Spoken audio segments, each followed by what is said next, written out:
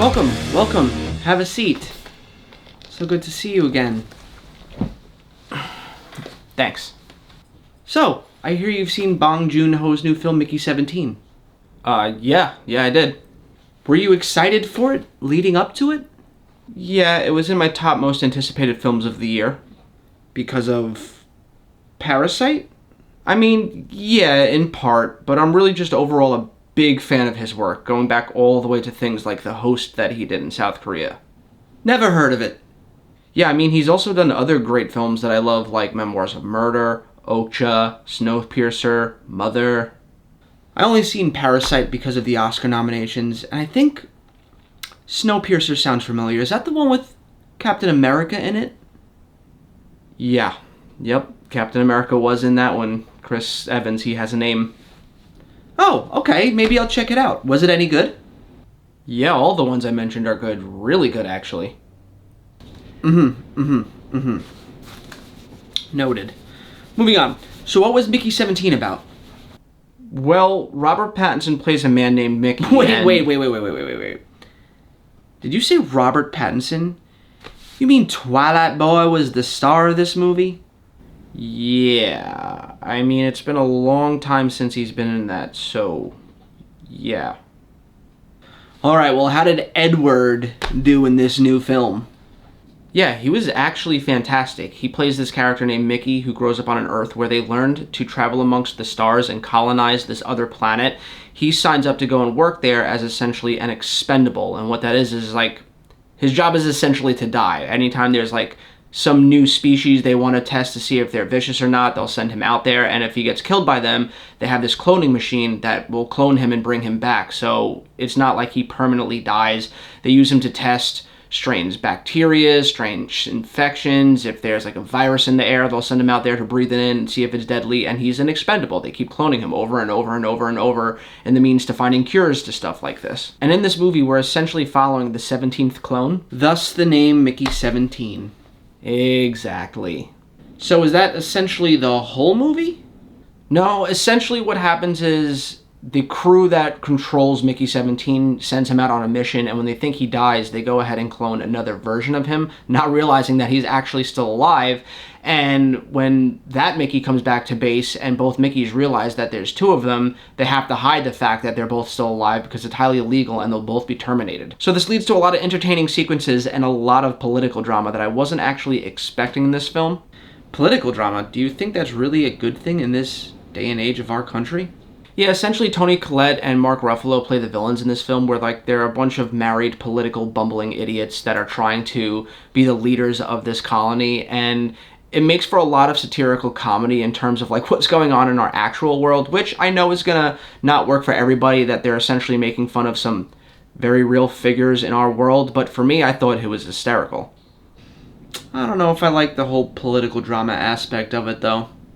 I mean, I get it. The movie starts as this one thing where it's about these two clones trying to figure out how to survive amongst this spaceship where it's very illegal to have two of the same person, and then it takes a right turn into something honestly a lot more thought-provoking, and this movie, at its core, is really a dark political comedy, and again, like I said before, it really just worked for me. I was laughing a lot throughout this film. I was not expecting it to be as funny as it was.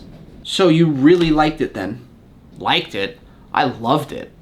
Don't you think that love is a little too strong for something that you just seen? No, I think Bong Joon-ho created a very compelling story with this one, and I get it. To some people, it's going to be hard to watch political figures that are very rooted in our world right now get made fun of, and I think that if anyone made it from America, a lot of people would have a problem with it, but because it's coming from a foreign filmmaker, it's kind of hysterical seeing how they view the stupidness that goes on in our government and what goes on TV and social media. And on top of that, the performances were really great. You're not just getting one great performance here from Robert Pattinson, you're getting two. Like, he could easily be nominated for 2 Academy Awards for this film, because each character that he portrays is so radically different from the other. Mickey 17 and Mickey 18, they're both wildly different, and it's like he got hired to play 2 separate roles in the same movie, and he was having a blast here, and I was having a blast watching him. He is phenomenal in this film. I mean, like, incredible. Just trust me, if you're a fan of his previous work, both Robert Pattinson or Bong Joon-ho, You're going to like this movie, I promise you. But the Sparkle Vampire. I mean, he was also in Remember Me, Water for Elephants, The Rover, Lost City of Z, Good Time, High Life, The Lighthouse, The King, Tenet, and he's Batman. Yeah, I mean, it sounds good, but I don't know, I just can't get past this whole Twilight Boy thing.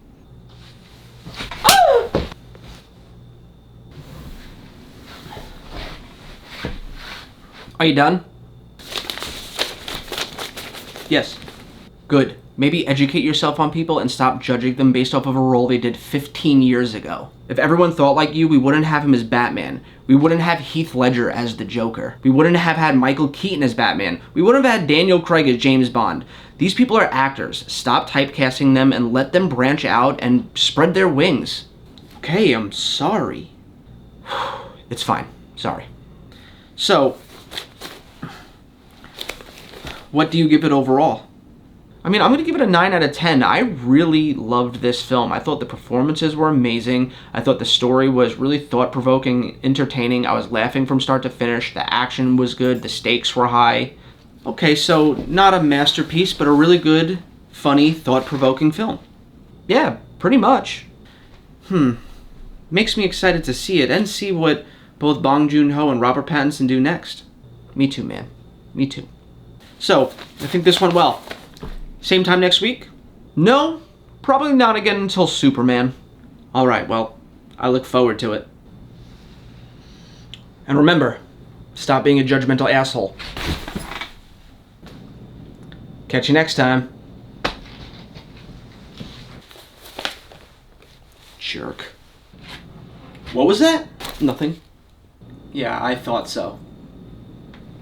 All serious aside though, guys, this is a really, really great, unique movie with a fresh spin on things. In a world where we get so many people talking about how the world is overrun by blockbusters and IPs, it is just so refreshing to see something this original. I mean, I know it's based off of a book, but I can't remember a time where I've seen something like this with this kind of energy put into the performances. Sure, you've seen shows and movies about clones before, but not quite like this, and not as thought-provoking, and I urge you guys to go out and support this film. So we're not just living in a world ruled by superhero movies, space action adventures from James Cameron, James Bond films, and pirate films. The indie filmmaking market is dying, and, you know, I've seen some of the projections for this film, and it's not tracking too hot, which is weird, because my theater was sold out and packed, but apparently it's only tracking to open like $18 million this weekend, and that is just not good enough for a film that is this good. It deserves your time. I promise you, you will not be disappointed. Go and check out Mickey 17 this weekend. If you like this video, let me know. It took me a long time to pull this together and edit it and make it, and I'm happy to do more if it's something that draws people in. If I've given you a reason to go to the movies this weekend, please, let's talk about it down below. I would love to hear your thoughts on it, and if you've seen it already, let's talk about it down below. I want to have a conversation about this stuff, an optimistic one, thus the movie optimist. Anyway, everybody, I hope you have a great rest of your weekend, and I'll catch you next time. Bye-bye.